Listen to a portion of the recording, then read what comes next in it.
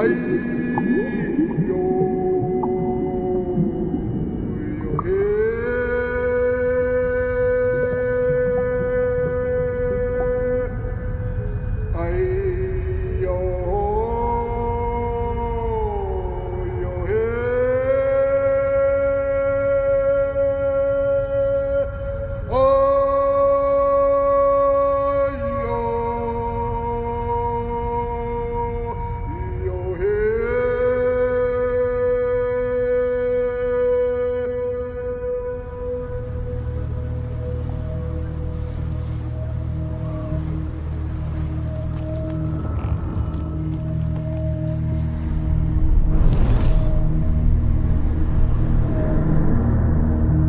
me, the most important question today is how to sit together and to discuss.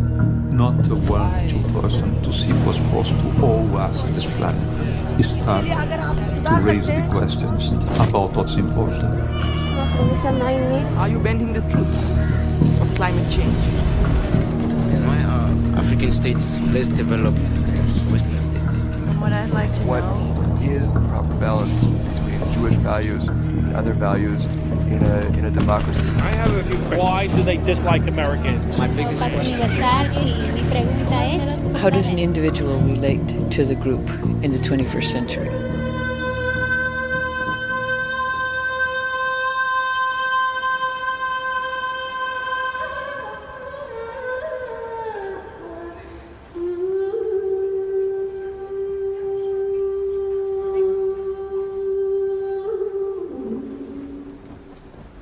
This place has a lot of history.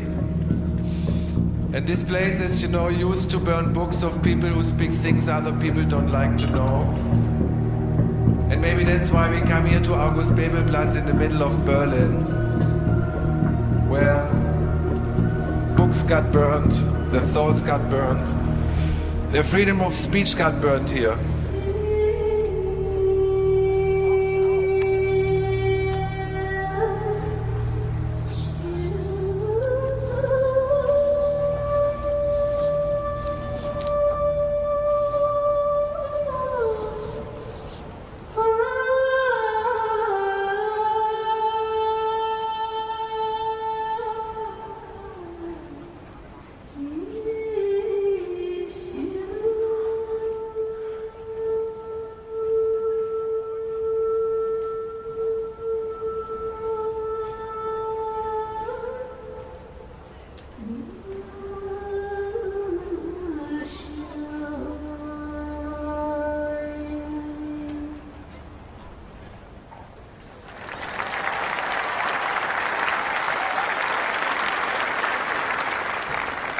It's wonderful to see all the beautiful faces around this table.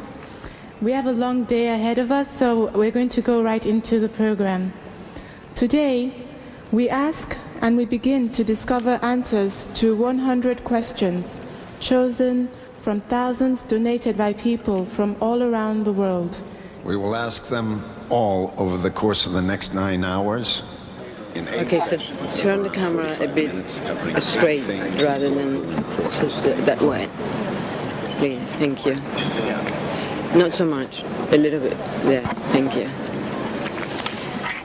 Okay. Together we come together as one to celebrate our diversity and to gather a multiplicity of viewpoints. Thank you for being here with us at the table of free voices.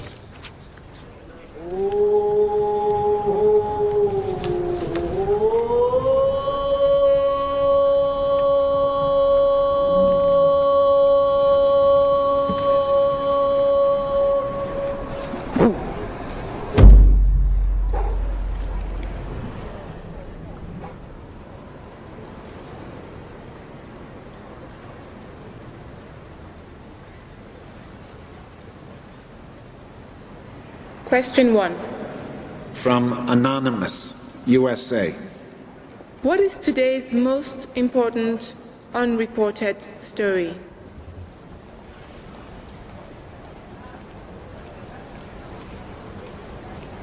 You can start with your answer.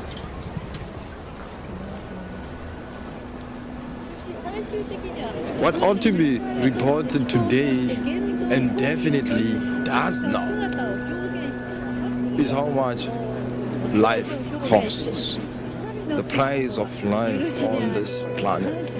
We are going from crisis to crisis, and we only report a portion of the story. When the guns of battle are silenced, we then forget about that country, that region that has suffered conflict, and we go to report a different story. And when we do so, we Also ich würde mit Darfur beginnen. Die Ausrottung von Bevölkerungen, nur weil sie eine andere Religion haben oder eine andere Rasse haben und die Welt kaum interessieren, weil sie keine Ressourcen haben, kein Erdöl. The most unreported story of today is the truth behind the global terrorism. We have no idea, really no idea, what is the truth behind it. Who is alive, who is dead, who is advancing it, who is pioneering it, who is making use of it in his or their favor. There are children who has been slaved, human, trafficked. The millions and millions of people crossing borders illegally in search for a better life.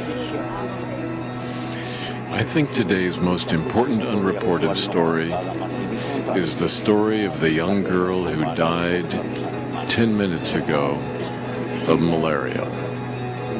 She died needlessly because the drugs that would be able to kill the malaria parasite exist and are cheap. But she didn't get those drugs. And she died, and just now another child died. And this story goes unreported. I don't think that is today's one most important unreported story. There are many unreported stories throughout the world. Is the good things that are happening in the world. We don't hear about the good things that are happening in the world. There are such wonderful things happening out there. All we ever hear about is the bad news, the death, the destruction, wars, killing, murders, rapes. Problemas. Os jornais, se você torce, pode dar a impressão que se tem que pode sair sangue.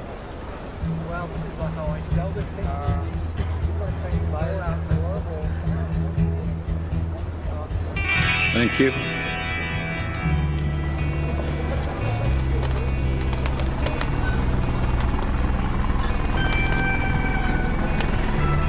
Question 12 from Judy Tweet, 24 Denver, USA.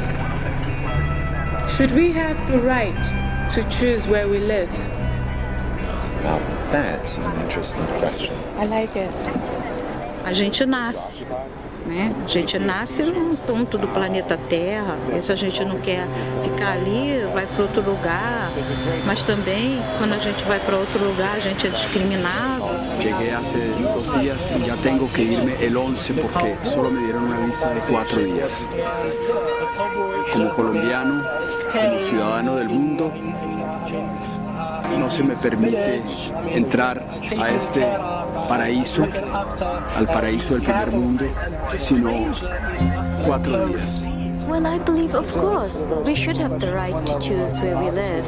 I mean, we live in a world where capital can move, where goods can move, and I don't understand why there is so much hysteria about people moving. For example, one time I wanted to go to Dubai, but because I have a 1951 Geneva Convention passport, I was not allowed. And the reason for this, I asked, they told me that because I didn't belong anywhere. Everybody wishes to live in a place that is free of war. Everybody wishes to live a harmonious existence, but some people can buy that and others cannot. Some people can lay claim to that right and others are just not in a position to do so. Yes, all of us have the right, or should have the right to live wherever we want, but all of us should be able to afford to do so. Sometimes you have to move to be able to support your family. Now, if you're crossing borders and you are not recognized by their state, does that mean you're illegal? By definition of the state, but I don't think that as humans we can really say another human is illegal. And the people who are moving are mostly doing so because they are desperate. They're taking enormous risks. Look at the people who are arriving in the Canary Islands every week in makeshift boats, and they're arriving on the beach by the hundreds. And these people are absolutely desperate. Otherwise, they would not have left. That's not a fair choice. That's not saying I'm going to choose where I'm going to live. You're not going to choose to risk 9 chances out of 10 of drowning or being killed before you actually arrive. That's not a choice. You could also ask the question, shouldn't we have the right to remain where we are? This is a very urgent question for many, many people on this earth. Like Tibetan people, and myself as a Tibetan, and we don't have this right. Yes, we can live in our country, but not necessarily we can do what we want to. Le jour où le droit atteindrait effectivement la possibilité de donner ce droit sans restriction à tous les hommes, ce jour-là, l'humanité aura franchi plus qu'une limite. Elle aura atteint un degré d'évolution tout à fait désirable par toutes les cultures et par toutes les nations. It's important we can live where we want to. And everyone, I think it's important their nets. Even the birds need their net. The human beings need their homes.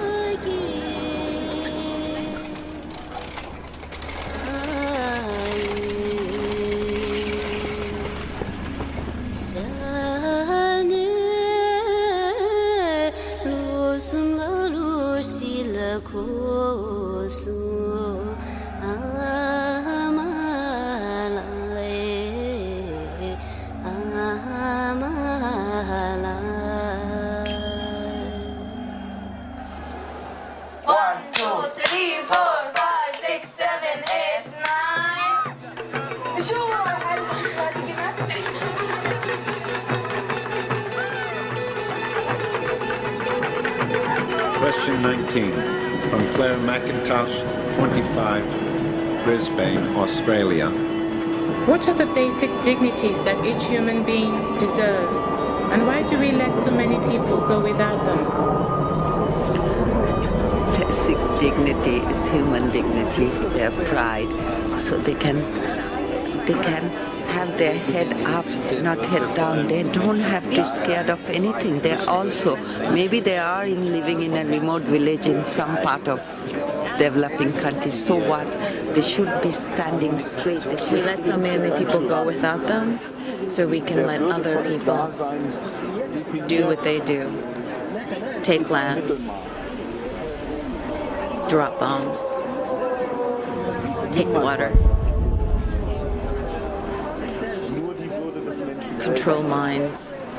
All for ourselves and nothing for other people seems to have been in every age of the world the vile maxim of the masters of mankind. All for ourselves, nothing for other people. It's Adam Smith who said that. Adam Smith, the father of capitalism. He knew that that was the tendency, all for ourselves and nothing for other people. I think that the Universal Declaration of Human Rights is what should be available for people throughout the world. We should not accept that anyone is denied those basic human rights. the basic human right to live a decent life, to have access to food, shelter, and education. It is unacceptable that in today's world there are children who are dying of hunger. It is unacceptable that in today's world there are children who have no shelter. It is unacceptable in today's world. To prepare myself for this question, I went into the internet, Wikipedia, and I reread the United Nations Universal Declaration of Human Rights, and it made me cry. I just wept. It is so beautiful. Let's put it in every passport. My father was exterminated at the age of 37. My mother at the same age. My sisters were exterminated at the age of 12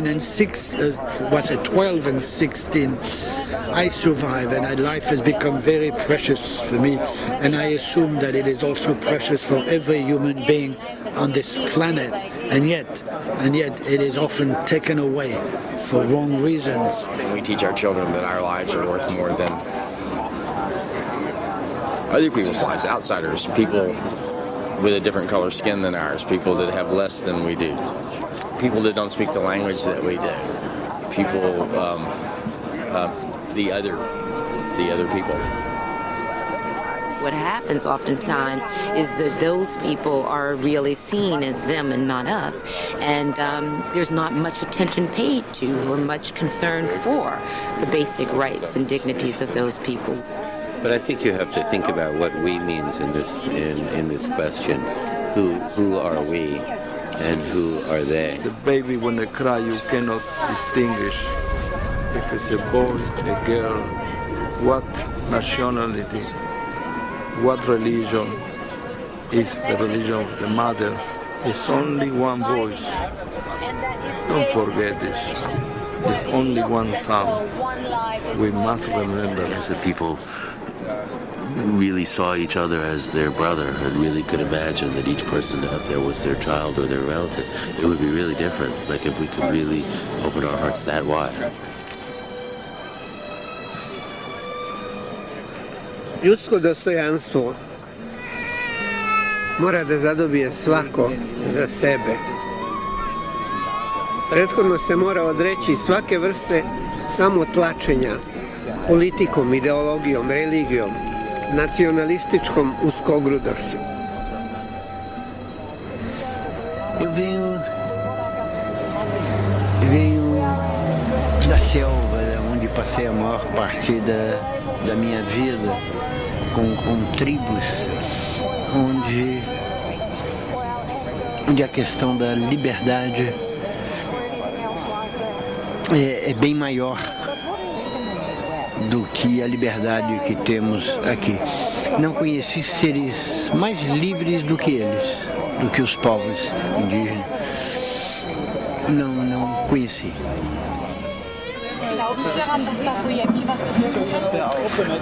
Ich weiß es ab dem Moment, wo hier zum ersten Mal dieses Gemurmel angefangen hat und dieses Stimmengewirr, da ist mir richtig den Rücken runtergeredet, habe ich gemerkt, das bringt was, das hilft was. Ich war ein bisschen erinnert an Im Himmel über Berlin gibt es ja die Engel, die all diese Stimmen hören. Und da gibt es auch so ein ähnliches Gemurmel die ganze Zeit. Und plötzlich gab es hier dieses Gemurmel, nur das war echt. Das waren wirklich Leute, die alle laut gedacht haben. Oh, hey, did you see Bianca? I think she's over there. There she is. I think she showed up late.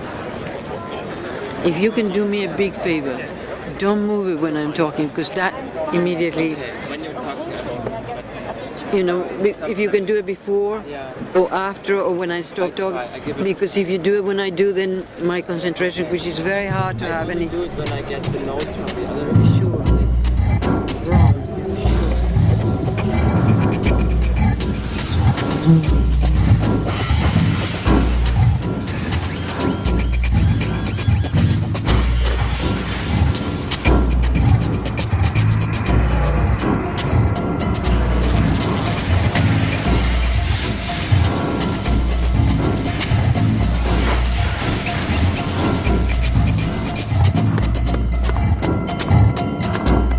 Question 28 from Andrew, 22, Frankfurt, Germany.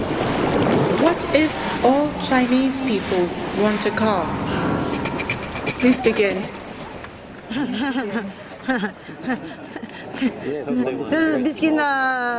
Siste chauffeur. It's why not?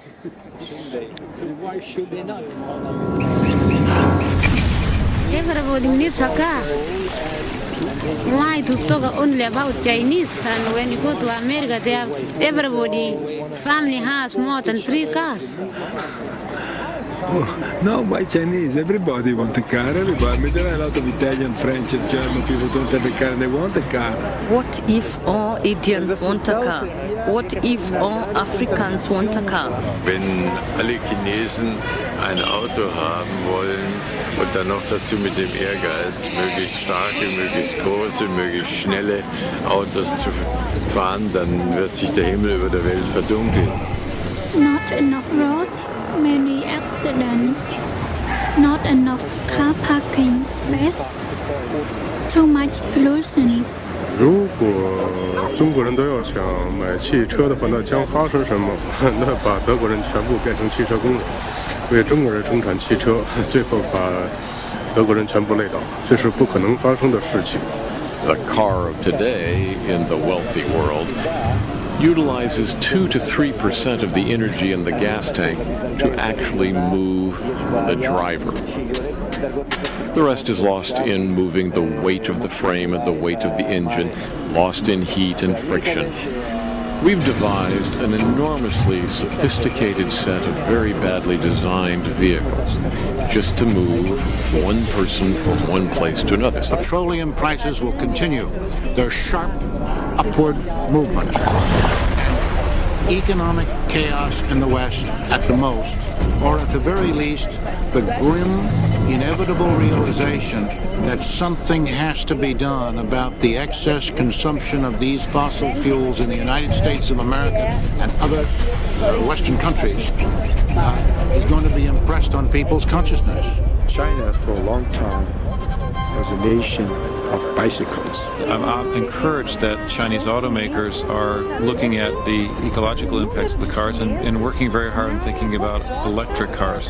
China has a huge opportunity and a huge responsibility to industrialize in a way that works for its people and for its environment and for the world. It's clear that what's behind the question is not so much the Chinese people, but a metaphor for a situation in which it's unsustainable, clearly. So we cannot ask of them what we're not prepared to do ourselves.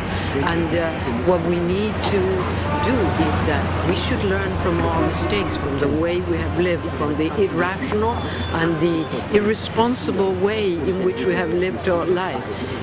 问题不在于是有多少人想买新的汽车，问题在于呢，人的这种欲望的大门吧被无限的打开了。那么这个无限的这种占有的欲望被打开了之后，我们用什么办法再把这个门关起来呢？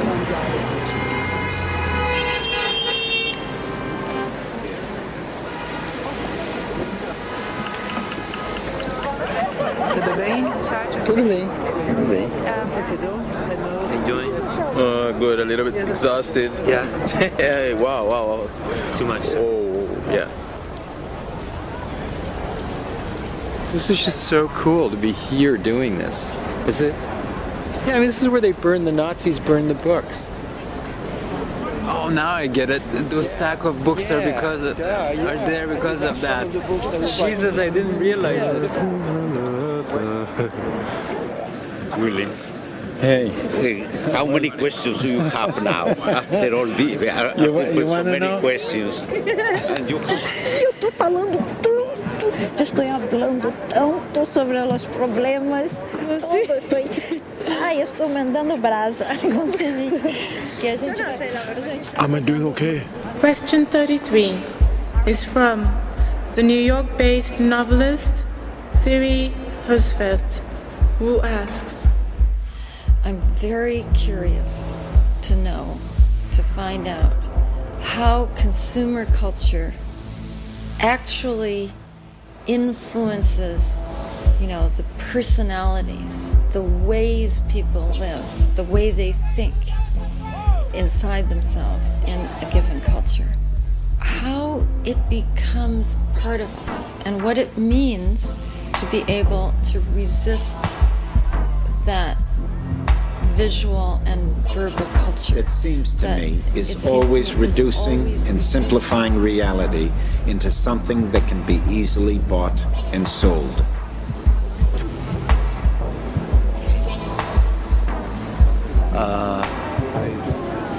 I think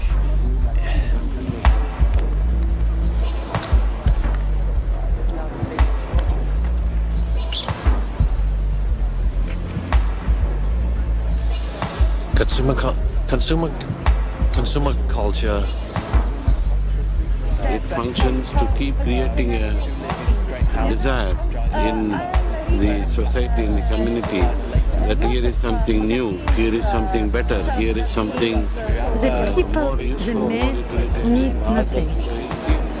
He need only himself. He need a love. Der nok kaffekanner i verden. Der nok af alle de her dimser, der omgiver os. Der nok stole, brug en af de mange hundrede, der Og så bruge energien på at udvikle ting, der virkelig vigtigt i det andet, i den overskydende energi, du har. Y todo esto forma parte de una cultura de la prostitución. Se han prostituido los valores y el hombre es una gran máquina de prostitución también. We created monsters of agricultural development. McDonald's cows are killed, and there's no ceremony of killing the animal. There's no honoring, thanking that animal for providing the food for us. So when there's no ceremony, the food we eat becomes bad. And guess what? Where McDonald's is eaten, people become sick. What did you expect? There's no ceremony. The most powerful people on the face of the planet are the ones who can affect the most minds, who can be able to influence human behavior and social movement and the way in which societies view themselves, see themselves, the way they walk, the way they talk, things they eat, they drink and such like. And it's all a matter of economics. Es un modelo que nos está destruyendo. Es un modelo que nos está consumiendo. What we really need to look at is the free market itself and see how we can really bring in the whole aspect of ethics. Wealth in order to share, to care, and to live happily with oneself and others. And the deepest, the best wealth is how to serve others.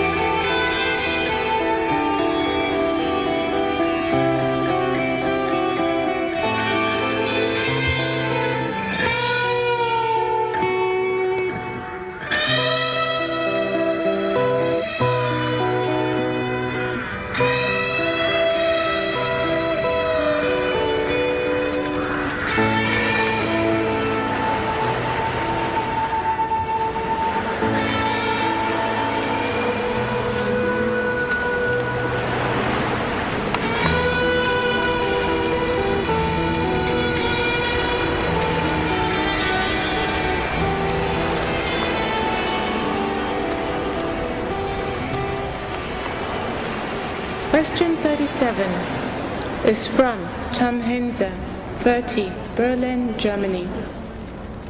Does our wealth depend on the third world being poor? Die Bezeichnung dritte Welt ist schon ein arroganter Anspruch.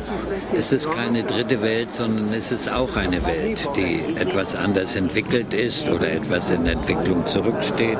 Aber sie ist nicht die dritte Welt. Wer soll denn die erste Welt sein? What is that definition of the third world anyway? Is there a first world, a second world, and a third world? Not really. One world? Not doing so well. Humans fucking it up. I mean, if our wealth depends on the third world being poor, then we're in trouble. We're in trouble. Começaram primeiro tirando o ouro. O ouro que para povos indígenas não tinha valor como tem para o capitalista. Africa has been the cradle of mankind, and I stand very clearly and say that Africa is also going to be the deathbed of capitalism.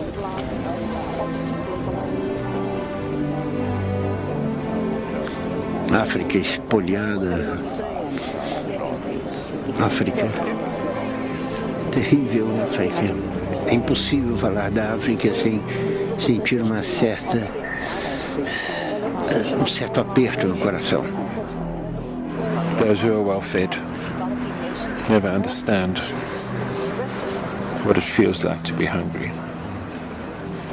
A Nigerian chief once said, "If you will not share your wealth with us, we will share our poverty with you." So if we want global peace, we have to talk about equitable distribution.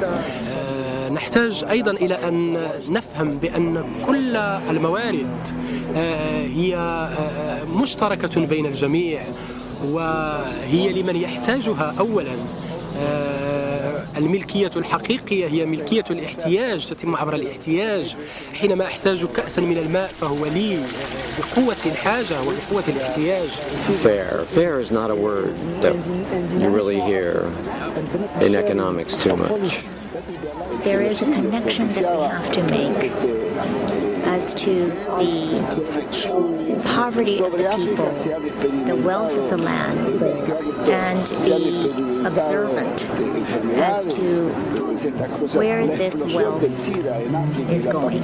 What I believe globalization is really about is about forming global family, moving out of what I call a juvenile species mode of hostile competition and into a more mature mode of cooperation. This has happened to many species all through evolution, and it's our turn now as humans to do this. I make it very simple. One is joining in the generosity of the divine, which is a power of giving. All life is given to us, and those who do that are forgiving. And then if your life is centered around getting, then you're joining in the culture of forgetting. So the choice is to be part of forgetting and be forgotten, or part of forgiving and being forgiven. I like that. That's great. He said it for me, my neighbor. Yes. Can you come and sit on my seat and say it for me? I would like it if we had more interaction in this process. I'm enlivened by sharing with somebody. My brain doesn't. I mean, this talking to you talking to you. Hi, sweetheart. How are you? Are you having fun, baby? Huh? Are you having fun? Yeah. Because you're so smart. You're such a genius. Answers just roll off your tongue. I know. I guess we are part of a big experiment. It's not about the questions. This is about us. They're doing something to us here. What's the subtitles of the video?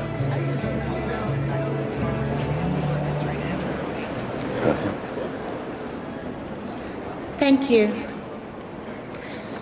While you were giving your answers to that last question, I was walking through the circle and I was able to see all your faces, hear your voices, see your expressions. And it was deeply moving for me to see everything that I saw as I walked through the circle. It's such a diverse group that we have here. We're our own United Nations. I saw people from Africa, from Asia, Australia, from Europe, Americas. And it's beautiful that we're all together here investing in the future.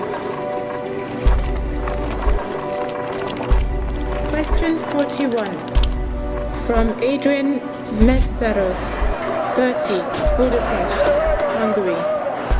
Is there a modern version of colonialism? Yes. Yes, there is a modern version of colonialism, and it's got a name. It's called debt. It is called debt, followed by the structural adjustment policies imposed by the World Bank and the International Monetary Fund. A lot of this money coming to developing countries is actually used to control the sovereignty of our own government, of our own people. The bank and the fund move in and they say, okay, if you are going to pay back your debt, and you must pay back your debt, then you have to put interest rates way, way up. That makes it harder for businesses to borrow and to employ people. You got to privatize everything in sight, so that gives big opportunities to foreign companies and local elites to buy up all of the previously public companies.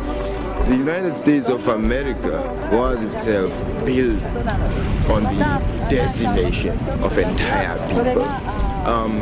Europe has been built on sucking out the Congo, on sucking out the golden diamond of South Africa. Primero fue el esclavismo y las materias primas. Hoy sigue siendo el petróleo, hoy sigue siendo el diamante, hoy sigue siendo todos los minerales y materias primas. Los países latinoamericanos siguen sufriendo la explotación de sus recursos. All of these policies have been very beneficial to a tiny minority of the people in these countries. Так называемые вампиры. Это вампиры. Они используют чужую энергию, чужую силу, чужую жизнь для собственного благосостояния, чтобы проживать в экономическом довольстве. It's modern economic colonialism based on globalization, but its structure is almost exactly the same as it has been for 400 or 500 years. It's better than colonialism because it doesn't need an army. It doesn't need an administration. It doesn't cost you anything as the person intervening, the state, the powers intervening. Wir sind Kinder einer Ära, die genug für alle hat. Doch so viele haben Hunger und so wenige sind satt. Eine presst die anderen zahlen, das war bisher immer gleich. Weil die armen Länder arm sind, sind die Reichen reich. And this is a really ideal system because it isn't even very, very visible. Colonialism is visible. People think this is rotten, there's pictures taken. But debt is invisible and it works just as well, even more efficiently. I don't like to be sitting here as an American talking about this, but this is the underbelly of the real world that we live in. It's very real. It has caused enormous misery, and we have to know what's going on in our world in order to change it. There must be some democratic forms of life and forms of organization that can sidestep all imperial and colonial forms of subjugation. That's the great question of the 21st century.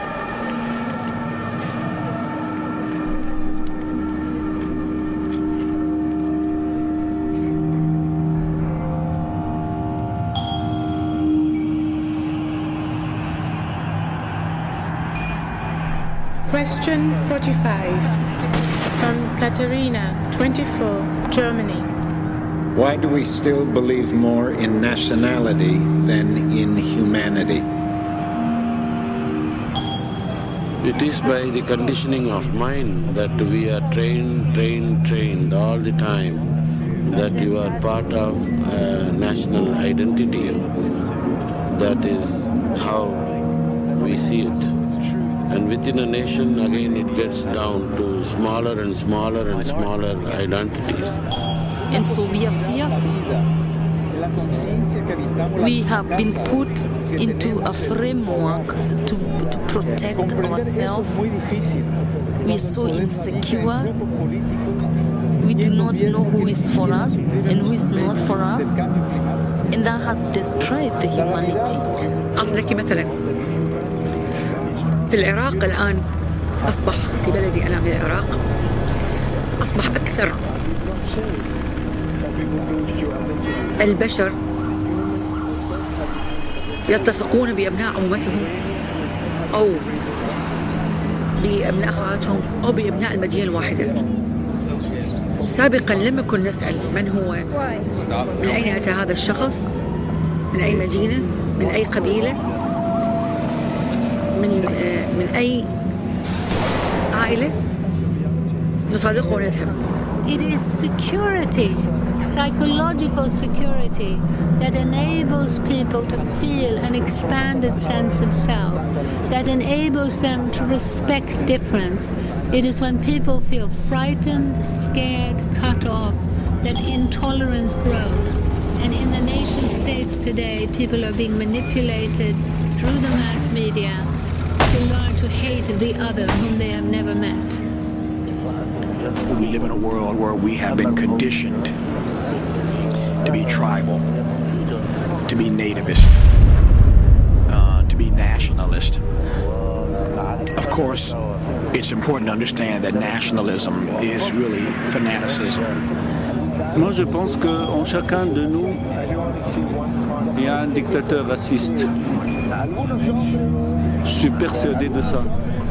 Weil uns die Familie näher ist als die Sippe. Die Sippe näher ist als der Stamm. Der Stamm näher ist als das Volk. Das Volk näher ist als die Menschheit.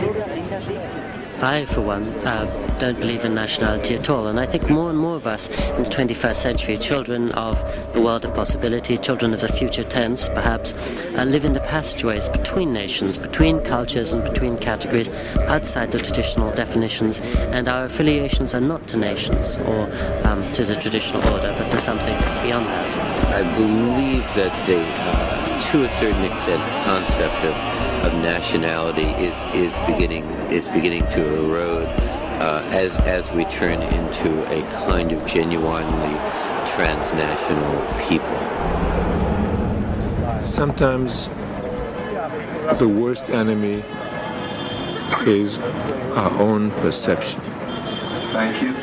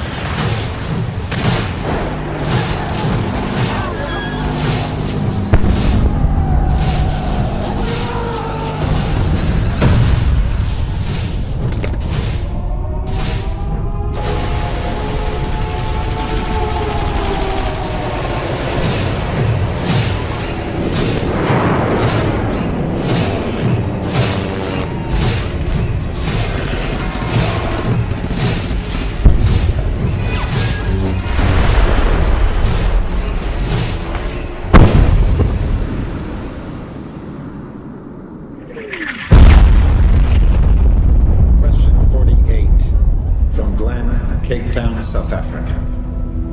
How do we stop our governments from going to war? I come from the land where has never been any war. So I do not know anything about war, but I do know the suffering you people have experienced. Me, I come from a land of peace, where nothing but peace has been in existence, where no one is fearing being shot, where no one is aiming at you, where no one fights for the land. We go to war, you, me, us. Governments don't go to war. Governments send us to war. We pay the price. And the price that we pay is not only physical. The price that we pay is psychic. we lose our moral groundedness. We lose ourselves. It's really a shame. The big powers should be ashamed of what they are doing with the civilization, killing them. I'm a survivor of war in Bosnia, and for 3.5 years of my childhood, millions of bombs exploded in my city. And to hear a bomb explode is an experience that can't be explained or described, because you feel it in your body. I remember just my whole body reacting to such loudness and to destruction, and my heart would jump every time, millions of times, and there were times when it felt like my heart could no longer take it, and it would just sort of burst into millions of pieces. Where human beings are nothing but a collateral damage.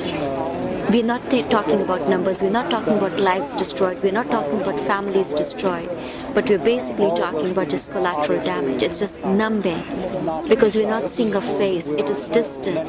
The political process has lost touch with the reality that the fact that war is only about economics. Es incomprensible que hoy por hoy las potencias mundiales destinen tanto dinero para la muerte. We've lost our connection to our responsibility for what our governments do, and we get lost in our powerlessness, and we think we can change it in a few moments. That people marched against the war and it didn't work, and so everybody goes home and starts to do their lives again, while what they were in the streets about originally has become a greater nightmare than they could have ever imagined. But why was it horrible when they first entered the streets and not so horrible now that no one's in the streets? How do you stop the government is a very difficult question. The only way I think one could do is by overthrowing that government by a revolution. But then, of course, the notion of revolution in our time is so archaic, so dépassé. We don't think on those terms anywhere. But that is the only way we stop a government. Самый лучший способ, который могут применить женщины всего мира, не отдавать своих детей для того, чтобы из них делали солдат, для того, чтобы iz njih сделали убийц. Jer ja dolazim iz jednog regiona gdje smo se mi uzajamno omrzli i počeli jedne druge veoma bestijalno da ubijamo, kao da onaj drugi više nije čovjek. We have these disasters in which, in a very short period of time, a massive amount of destructive power can be brought to bear. The governments doing this must be replaced. The leaders individually responsible for these actions must be held to justice. We've seen a wonderful trend in the past 20 years with General Pinochet and a number of others whose actions led to genocide, led to disappearances, led to death, being brought before world courts of justice. So we must move to a world in which every leader is held accountable in the same way, with the feeling that their actions will be judged. As a human being, I feel that what is today's war? We are killing each other, and it's something that taken peace away of lot of people.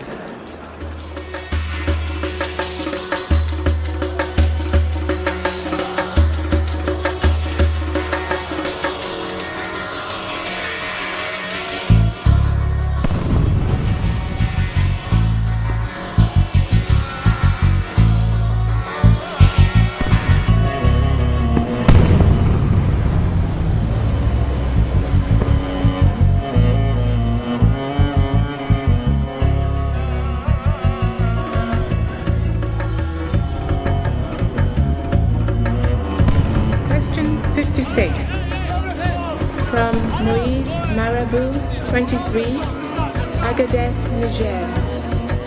Why is there no peace in the Middle East yet? שאלה שמאוד מאוד מאוד מאוד מאוד קרובה לליבי בתור ישראלית. ואני יכולה רק להגיד שמהמקום שאני רואה את הדברים, אין שלום במזרח התיכון, בעיקר בגלל התנשאות וגברות הלב. As long as justice is not addressed, we will not have peace. Peace is not a moment between conflicts, but a continuous state one lives and strives for. أظن أنها غير مقتنعة بالسلام، والسلام الذي وجد كان سلاما زائفا، وكان سلاما مبنيا على عدم الثقة. Also ich glaube, der Grund ist, weil es Fanatiker auf beiden Seiten gibt. Beiden Seiten. אסור להתעלם מהעובדה שאנחנו נושאים צלקת נפשית עמוקה מאוד, והבעיה היא שבמקום לקחת על עצמנו תהליך של ריפוי ולהבין שאנחנו חייבים לגייס חמלה ואהבה וסליחה כדי להגיע לדיאלוג בגובה העיניים. אנחנו כל הזמן מתבצרים במה שנקרא צדקתנו. אין דבר כזה צדקתנו. ואנחנו חיים בתחושה שמותר לנו בגלל מה שעשו לנו. I believe the Palestinian and the Israeli would like to be able to coexist together. The whole argument that we were here first and they were here first is totally irrelevant. We are all visitors on this planet. We are all strangers walking on borrowed land. Once the Palestinian and the Israeli will live equally with self-respect, with respect to each other and solidarity, it will echo to the entire world. It will stop these stupid battles that those states decide of a culture between West and Muslims. It's such a bullshit thing. In Israel and Palestine we can prove that this is together can be the most beautiful culture one can have. I know I sound like a dreamer. In my country, in my community, we normally say Panor Wamikono Soranjiro Parara, which means that where two bulls fight, normally the grass is the one that suffers.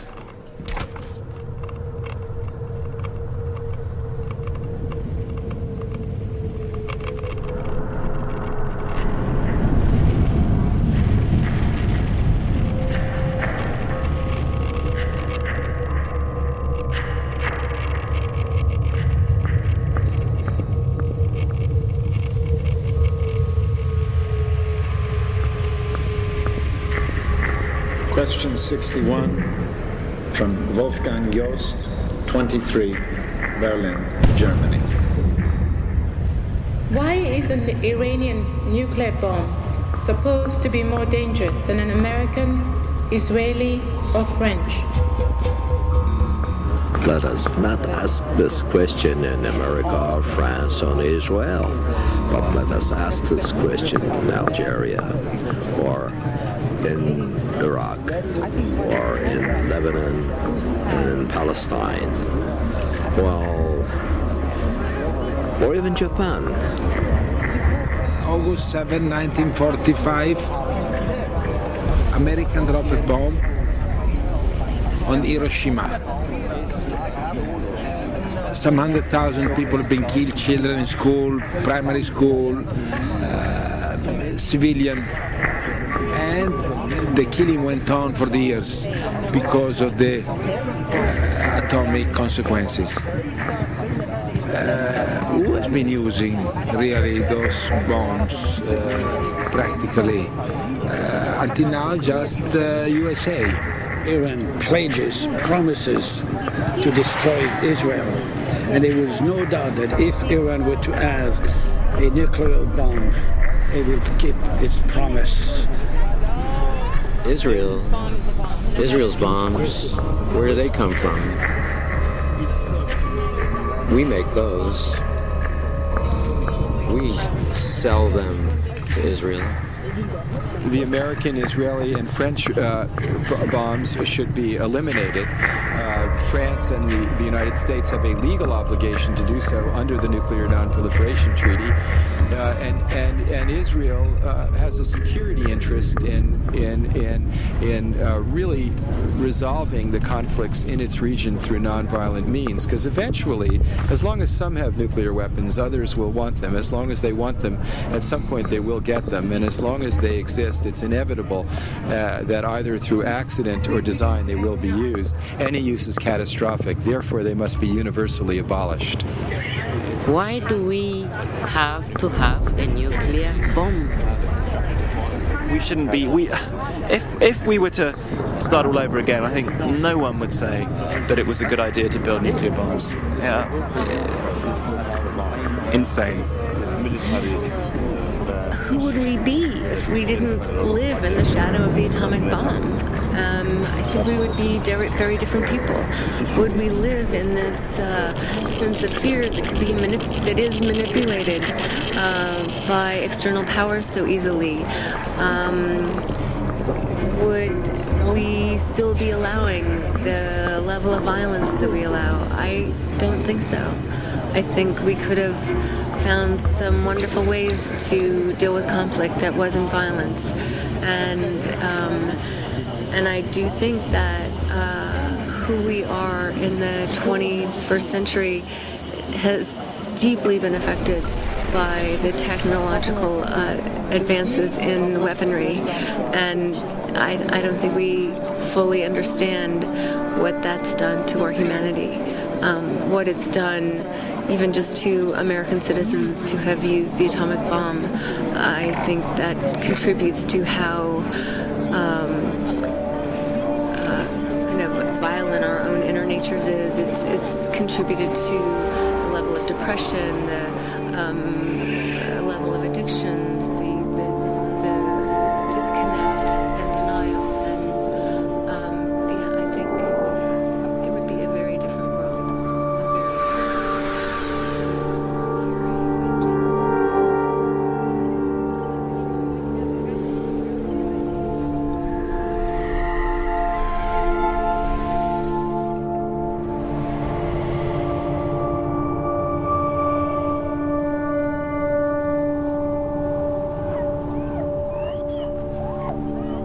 Thank you.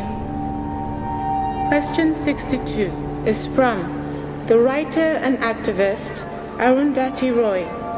Between non-violent resistance and armed struggle, where do we go? What is effective?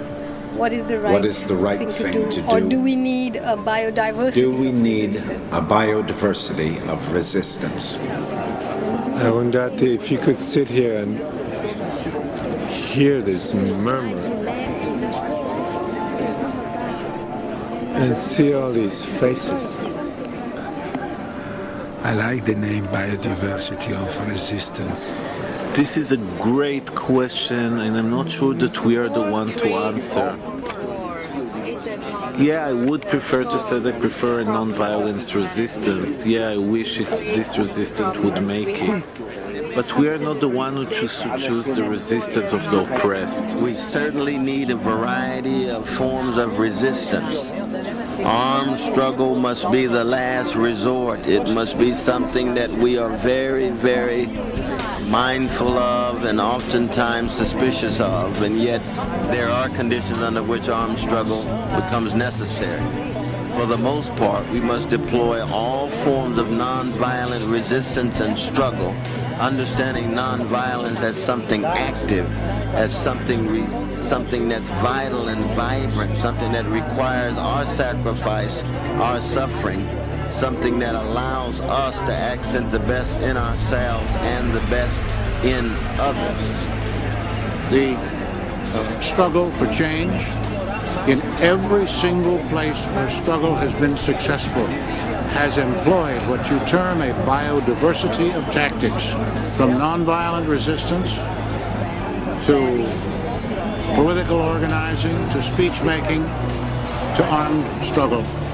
Legitimate armed struggle based on the principles laid down by, among others, the African National Congress and Che Guevara, distinguish between mere terrorism, violence for its own sake with unnecessary casualties, an armed struggle that is undertaken to mobilize and protect a majority, an oppressed majority. As someone who is an organizer, whatever decision I make and whatever movement I'm engaged with, I always have to ask myself, can I live with the impact of the tactic that I'm going to use? It never happens that when change is taking place, that it does not affect others. Always there are victims of change. Ask yourself, how much are you willing to give? How convinced are you of your goal? And then you can choose the weapons. Could be a pen, could be a gun, could be a camera, could be a piece of paper, could be a knife, could be your life. I think that we can accomplish a lot with non-violent resistance. But are there times when armed struggles are justified? Are revolutions justified? I think concentrating on resistance, there's something wrong with that. We're not just concentrating on resistance. We'll have to create attractants. We have to create a new paradigm which is attractive to go to. If everyone is blooming in its own beauty, imagine that everyone sitting here in the circle at the table, blooming in their own beauty. Yes, Aaron Hardy, we need that biodiversity, Earth, everyone's language, everyone's culture, everyone's spiritual understanding. En estos momentos pueden ver ustedes alrededor mío un círculo que representa una comunidad global, donde es evidente la diversidad de pensamientos, la diversidad de ideas, la diversidad de conceptos. ¿Hay alguien ahí escuchándonos? ¿Alguna vez? Das wird wahrscheinlich noch in die Welt raus katapultiert, wie so ein Diskus. Oh, super. Ja, hört sich gut an, alles schön. And can you take your head off so you can really feel what's going on around you? You can really sense what's going on around you. Or are you still in your mind thinking that part? Nuestra amiga la cámara. Guys, whatever you hear from me, if there is one smart thing, take it, and the rest, please erase it. I also went to the center. How was the center? It was really good. It's amazing because you can click on the different, any camera you can go.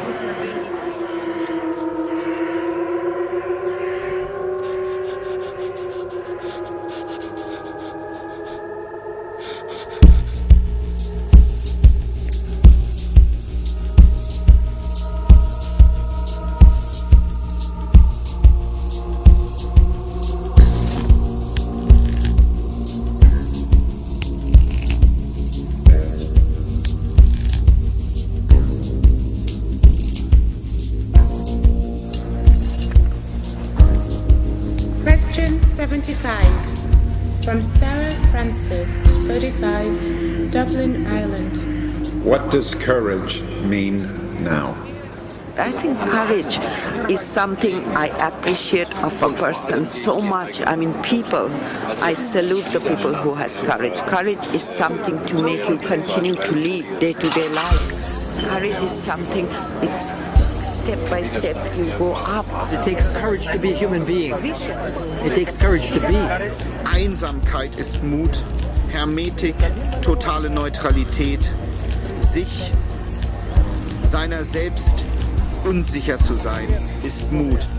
Courage is so many things. Courage is the courage of Aung San Suu Kyi, who has been kept incommunicado and on house for arrest.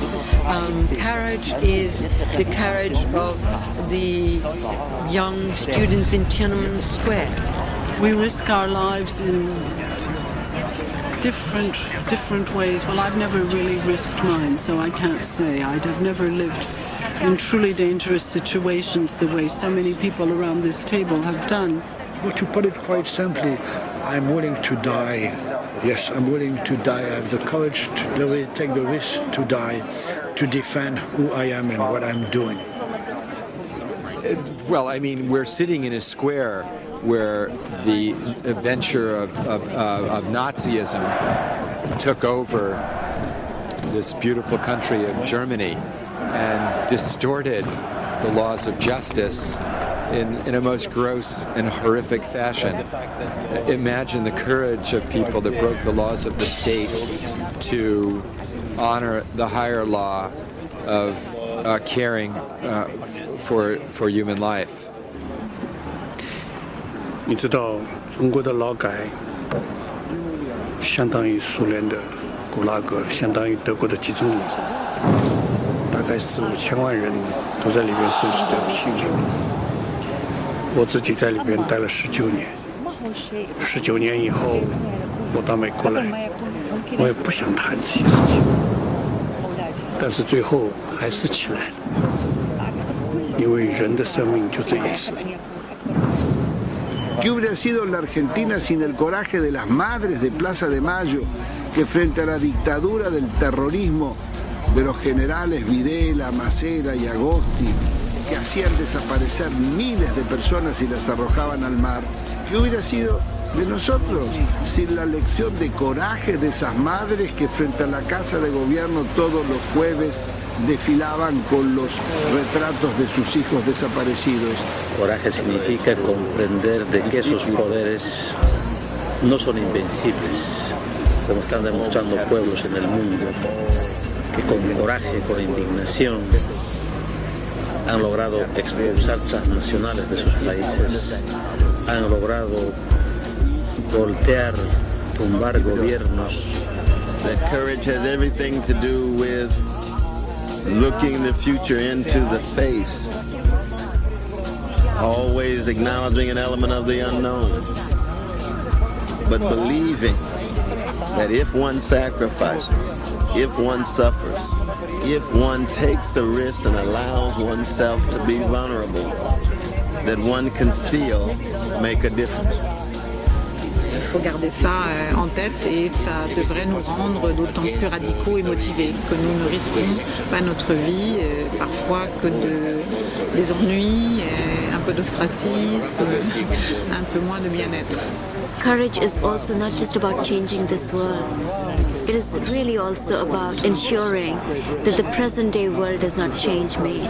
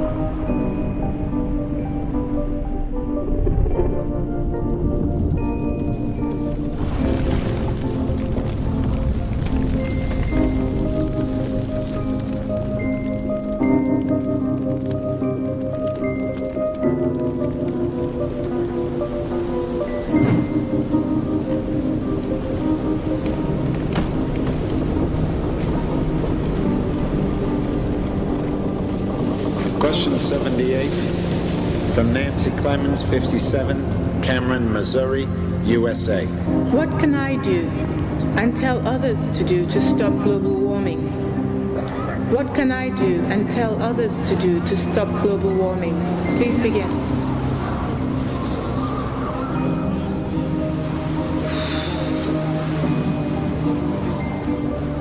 This is a big question. Simplemente las generaciones futuras no comprenderán nuestro actual delirio de destrucción. There's nothing you and I we can do to stop the global warming. The ice is going to carry melting away. And now the matter is who will live? Who will live with a life worth living? We know that many will perish. we know that many more will barely survive with no life. Few will have a life worthy of living.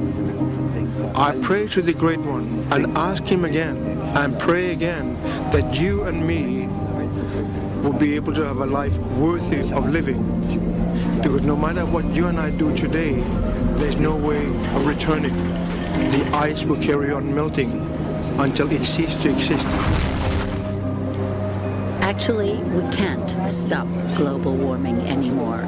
As an evolution biologist, I firmly believe that we cannot stop it anymore. However, we can slow it down. Global warming is not about science, it's about experience. Science will give us the facts, it will give us the data, and it may move us to act. But ultimately, how we move each other to act is a question more of the heart than it is the head.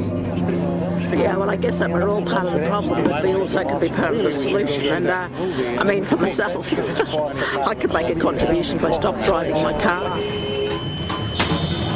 Transitions to biofuels and even large-scale wind and solar would probably not be able to be sufficient to sustain an industrial system at the present scale. And so the answer is powering down. Right now, hundreds of communities are starting to take these steps. They are engaged in what is called power down. They are looking at how they, as communities, can take steps right now to localize their economies. They realize that if oil prices shoot up or if there is scarcity, they may find the supermarket shelves empty. They may find that they won't be able to heat their homes, that they won't be able to travel. We must talk about how to control our cheap desire. I think something we can all do worldwide is to shame and ridicule the people who are polluting.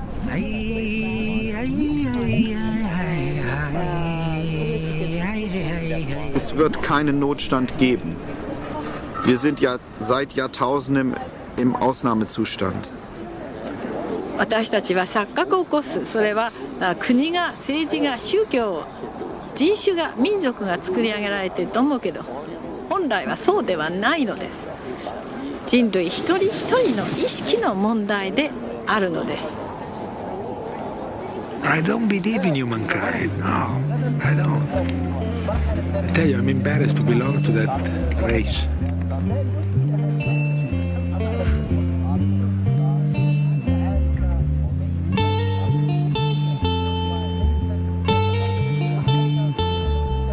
And at the same time, I'm fascinated by it.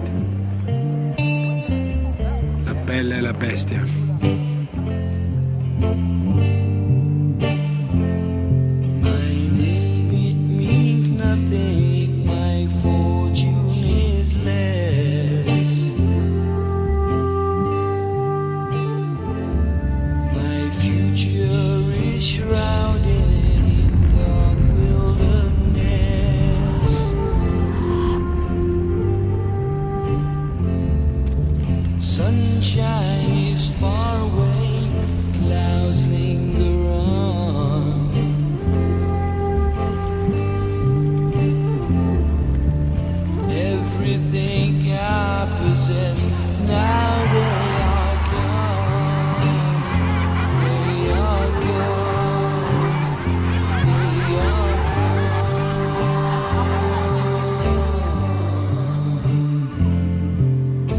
Question 83 is from the photographer Sebastião Salgado of Aimorés, Minas Gerais, Brazil.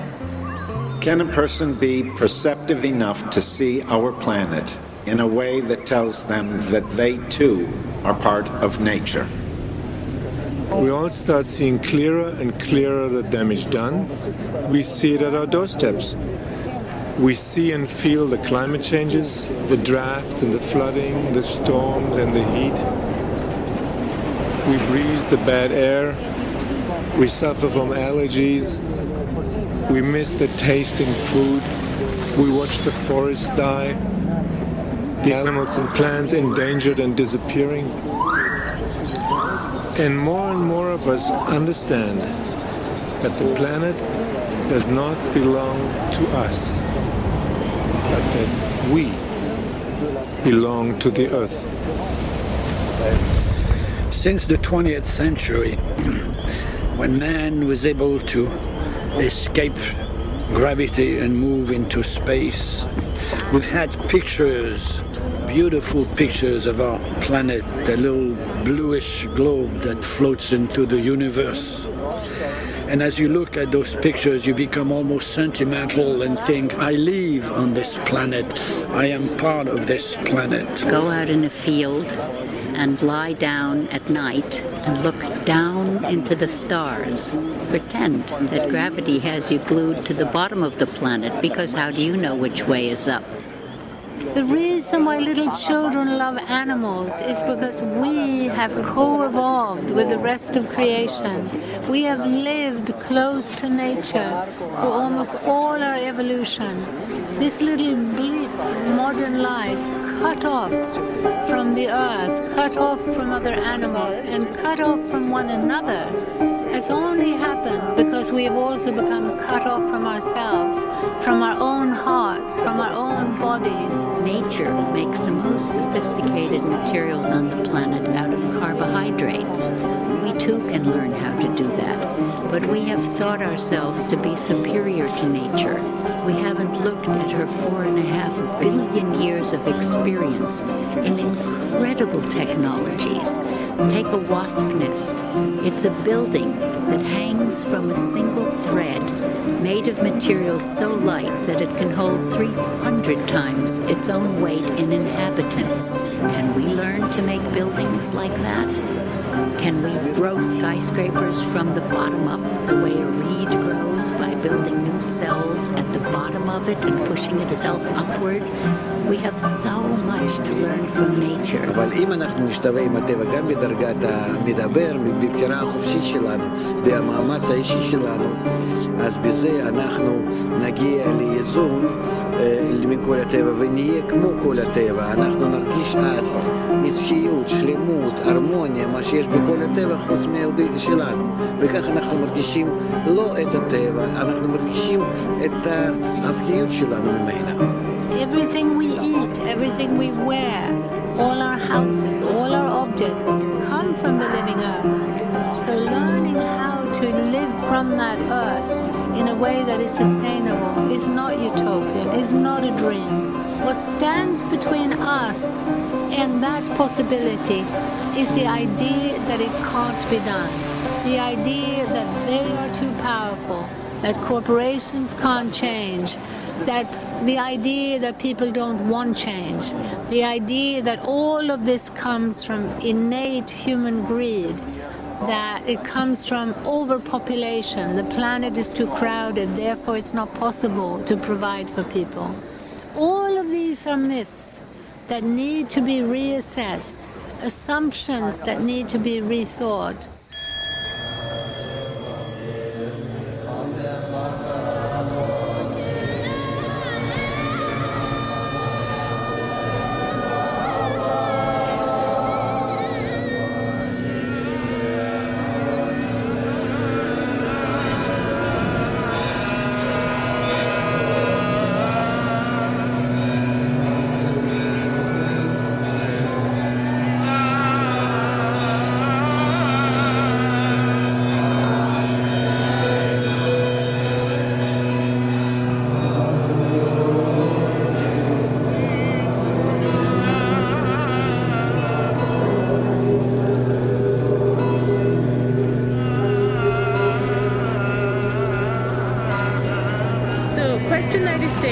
From Miraj Khaled, 13, from Dhaka, Bangladesh.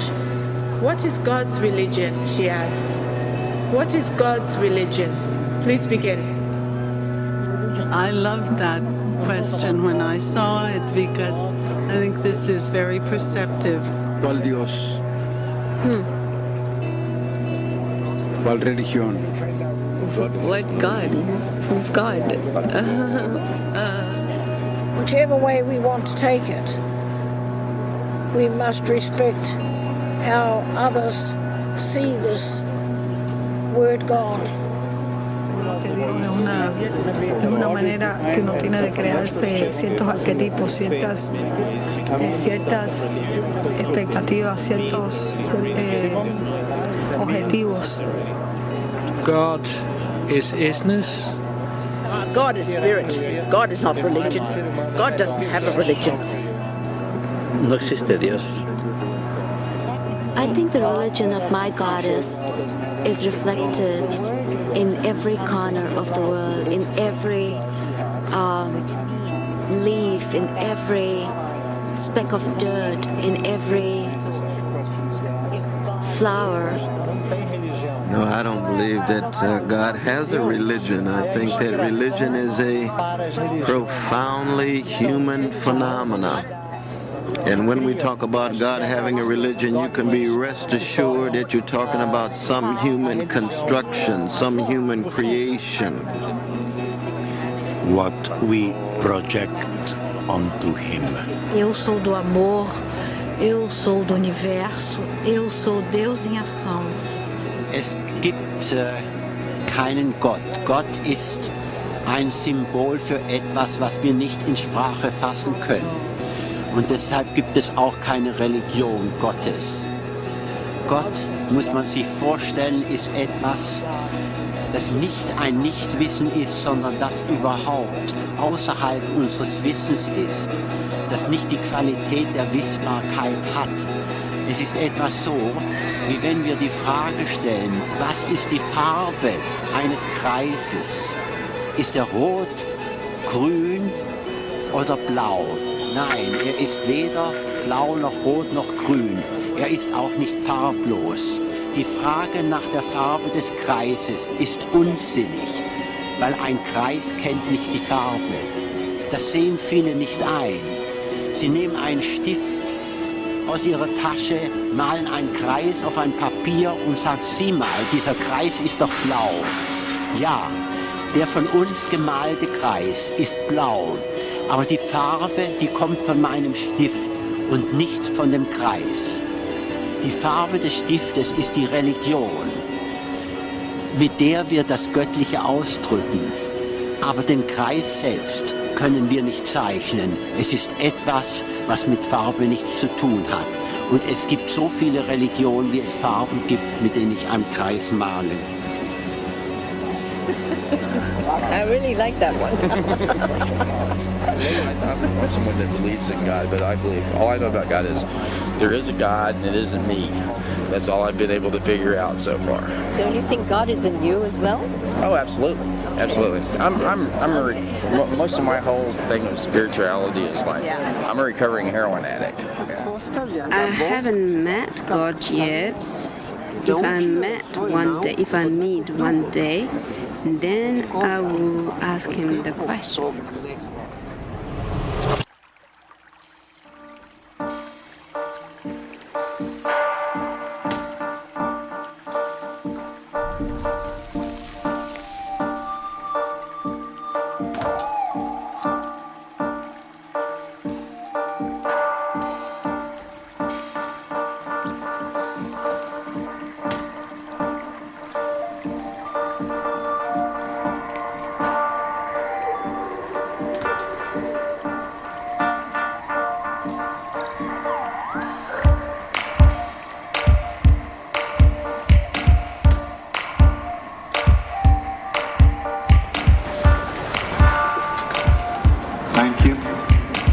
Thank you too. Last one.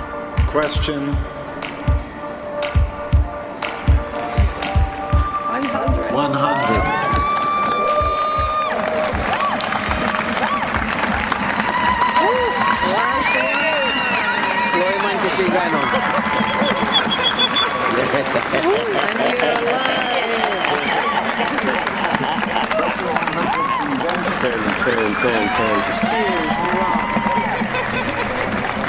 Okay, last question. Let's do it. From Keith Dirks, 48, Piedmont, California, USA. What are the myths that we need to create to change the world for the better? Creation stories are part of every culture in human history, and they were usually told by some kind of a priesthood.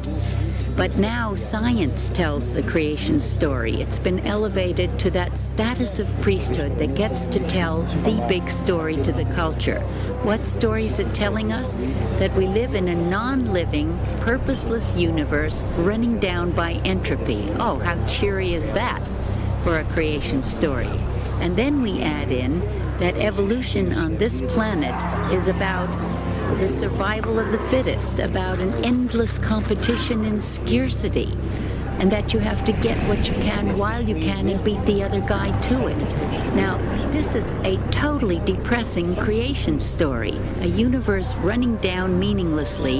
You're caught in it. You're stuck in an endless struggle in scarcity. This is a terrible story to be telling people, and it does not fit the scientific facts. We know that every force in nature has an opposite. If there's entropy, there has to be syntropy. We know that in evolution, there's a tremendous amount of cooperation. In fact, I'd say there's a great story in the maturation cycle of evolving species, where they first are young and grabby and multiply as fast as they can, take all the territory they can, bump off their competitors, act like capitalists, and then they discover bit by bit the advantages of cooperation. And as they do so, they build bigger and bigger cooperative enterprises and find out that their economies are cheaper, more effective, more efficient, work for everybody, and you get the evolution of rainforests and human bodies made of 100 trillion cells working in complete cooperation, even though they're so very diverse. This is a story we need to tell in the world. A great new story of the human species growing up into global family, doing win-win economics and making a better world for all. Human beings are appreciators, not just observers, but appreciators, participants, even co-creators of the cosmic process. The whole world is deeply entangled. All the living organisms, all the parts of the universe, in fact, the whole universe is living, including the electrons and the protons and everything. They are all organisms. They all have a history, and they are all entangled, so deeply, intimately interconnected that you cannot separate them. And at any moment, this entangled universe is creating and recreating itself anew. That, I think, is the evolution of the cosmos, evolution of all things in it, from atoms to humans to galaxies. That is the objective, that is the ambition, that is the ultimate aim of divine creativity. That's as far as we can come as human beings to understand it. Ich glaube, dass ein Maß an gelebter Demut und ein Maß an Mitmenschlichkeit und an Bekenntnis zur Schönheit als Gegenstück zur Brutalität und zur Grausamkeit der Welt. Ich glaube, dass das Sakrale der Natur liegen kann, nicht nur im Übernatürlichen, auch in der Schönheit der Natur. Ich glaube, dass der Mensch ein metaphysisches Tier ist und immer bleiben wird durch seine Endlichkeit. Er ist das einzige Tier, was weiß, dass es sterben muss. Darin liegt das Mysterium, das fortgesetzte Mysterium menschlicher Existenz. It would have to do with the marrying of the mind, the soul, and this corporeal little covering that is supposed to be the body. That the marriage of all those, if it indeed be that, can only be powered by positivity. And if the positivity then manages to give birth to that marriage, then all the troubles of the earth will be done. If the human mind has got the space in which to breathe, to live, to pulse, to flow,